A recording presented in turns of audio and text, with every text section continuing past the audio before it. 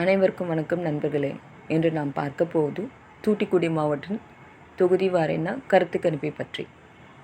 முத்துக்குளிக்கும் கடலோர மாவட்டத்தில் தூத்துக்குடியில் மொத்தம் 6 தொகுதிகள் இருக்கின்றன.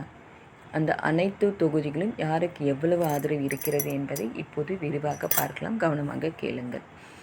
ஒவ்வொரு தொகுதியாக பார்க்கலாம். முதலில் விளத்துக்குளம் தொகுதி.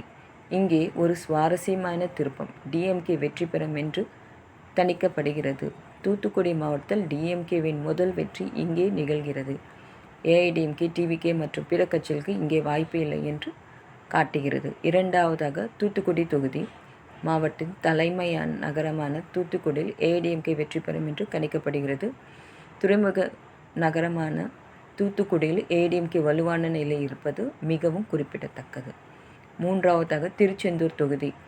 முருகனின் அலை வீசும் திருத்தலமான திருச்செந்தூரில் ஏடிஎம்கே வெற்றி பெறும் என்று கணிக்கப்படுகிறது. புனித தலங்கள் நிறைந்த இந்த தொகுதியில் ஏடிஎம்கே வெற்றி பெறும் என்று வலுவாக இருக்கிறது. நான்காவதாக ஸ்ரீவைகுண்டம் தொகுதி. இங்கேயும் ஏடிஎம்கே ஒரு இடம் கைப்பற்றும் என்று கணிக்கப்படுகிறது. தொடர்ந்து 3 தொகுதியில் ஏடிஎம்கே வெற்றி பெறும் என்று கணிக்கப்படுகிறது. இப்போது மொத்த மாவட்ட கணக்கை பார்க்கலாம்.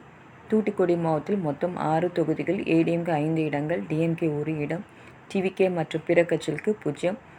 ஏஐடிஎம்கே 83% தொகுதி வாரியாக கைப்பற்றும் என்று கணிக்கப்படுவது மிகவும் வலுவான நிலை.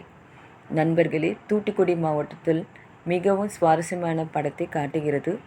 6இல் 5 தொகுதிகள் ஏடிஎம்கேவிற்கும் 1 தொகுதி டிஎம்கேவிற்கும் சாதகமாக இருக்கின்றன.